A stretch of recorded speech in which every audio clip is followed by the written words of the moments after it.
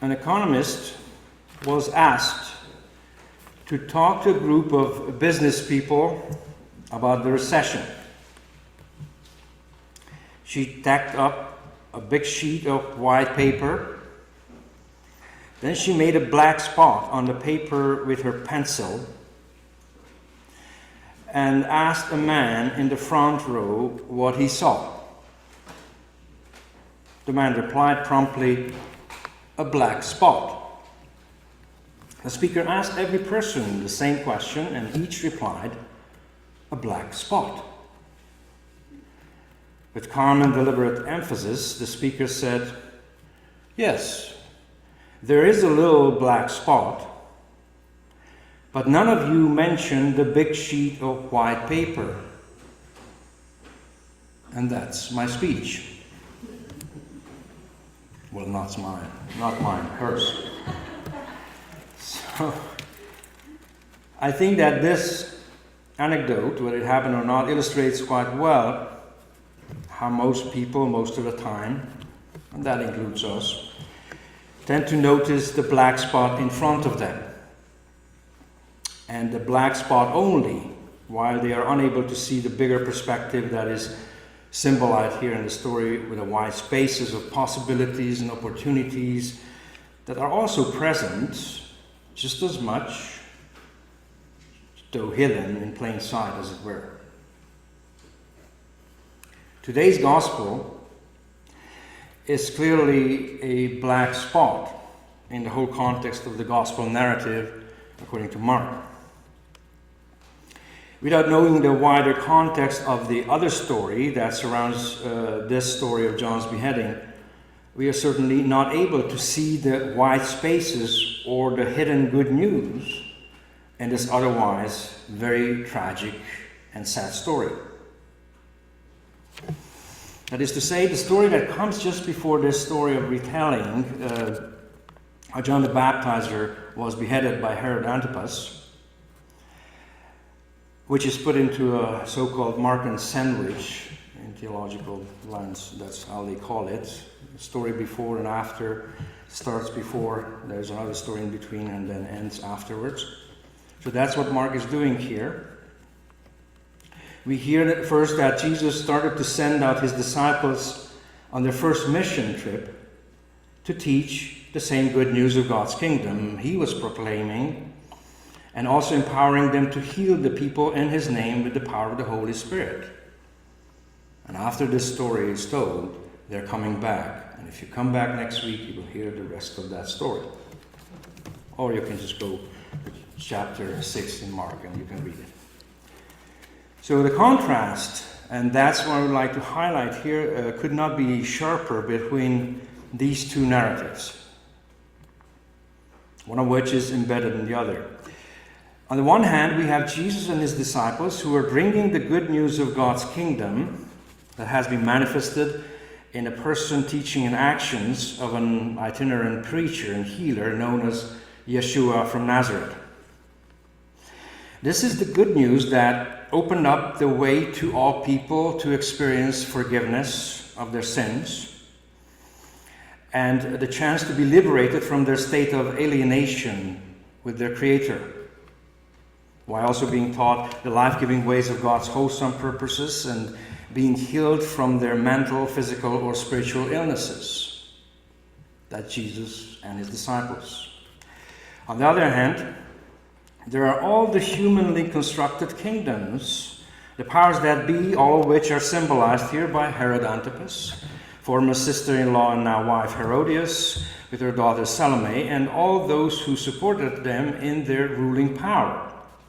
These people clearly were concerned with pursuing their selfish pleasures and oppressed or tried to get rid of all those who dared to speak truth to power, like John the Baptizer did. Their action of cruelty demonstrated the strength of their tyrannical power. In other words, while the reign of God that was preached by Jesus and embodied in his person, and that which was proclaimed by the followers of Jesus alike in peace, was a creative power that was meant to liberate, to heal, and to make people's lives much better than before.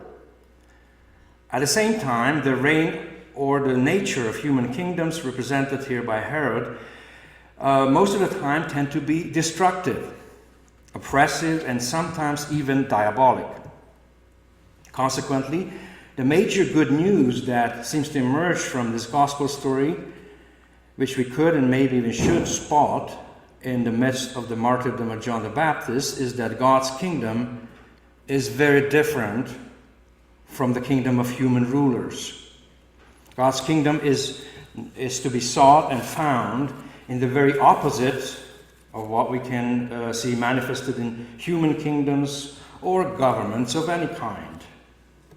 Human authorities and rulers, with the exception of some of those societies where peaceful democratic processes are still honored and implemented, human authorities and rulers usually use the political and social status of theirs to oppress and suppress by violence, tyranny, or intimidation of any kind. And if we don't see that, that's the exception.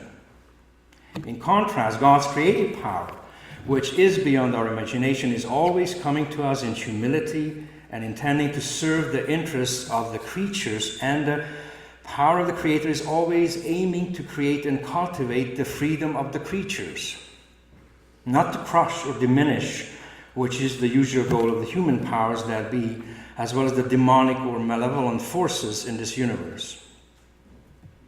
God's creative powers are coming to give us freedom. And the ultimate goal of God is always to grant healing, to empower, and to bless all those who are created in the image and likeness of God. Whereas human powers usually try to exploit, weaken, and curse the lives of all those who are powerless and exploited as objects of usefulness. At least that's how the gospel story, this is the white as well as the black spot that the gospel story is showing us.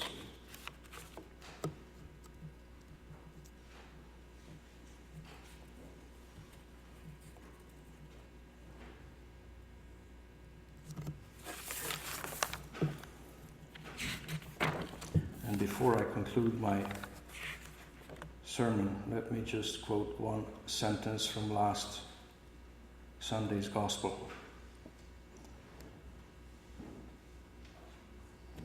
Where was it?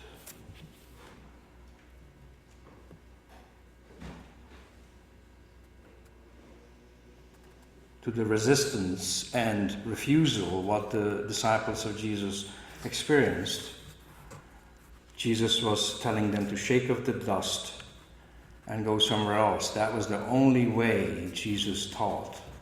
That's the only way of non-violence response to violence. And maybe today, what happened yesterday, we can think of that. Non-violence is the response to violence. That's the only response that we Christians can give in this situation. May the reign of God embodied in Jesus come into our lives, and may the blessing of the Spirit be with us always, so that we are able to live a life fully in tune with God's creative and peaceful purposes. And may we be able to withstand the powers of destructive forces in our lives and in the life of our societies. May the black spots of our lives never obstruct our vision to see the wide spaces that are full of opportunities and creative possibilities. May God's creative kingdom come into our lives, and may the destructive kingdoms of human beings be gone. At this point, I would like to invite you to remember this phrase and idea that could be your mantra too, that is your sacred prayer throughout the next week. Thy kingdom come, my kingdom go. Or maybe it would be even better to put it in plural. Thy kingdom come, our kingdom go. Thy kingdom come, our kingdom go.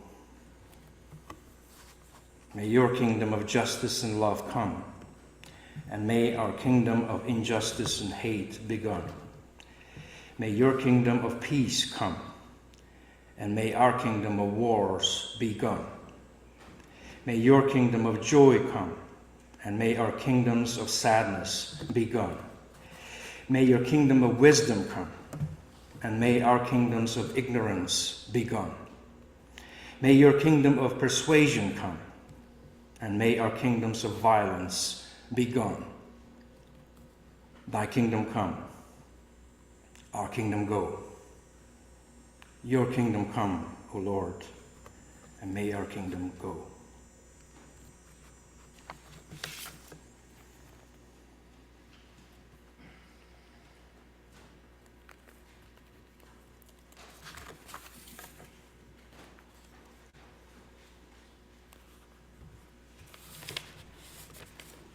Just before we continue with the creed, I would like to sing a chant, which most of you know here, who come here to worship with us in the season of Lent, because this is the chant we sing before and after the Gospel.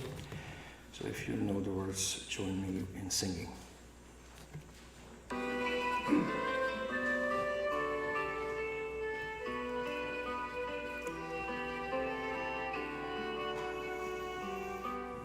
The kingdom of God is justice and peace and joy in the Holy Spirit. Come, Lord, and open us the gates of your kingdom. The kingdom of God is justice and peace and joy in the Holy Spirit. Come, Lord, and open us the gates of your kingdom. The kingdom of God is justice and peace and joy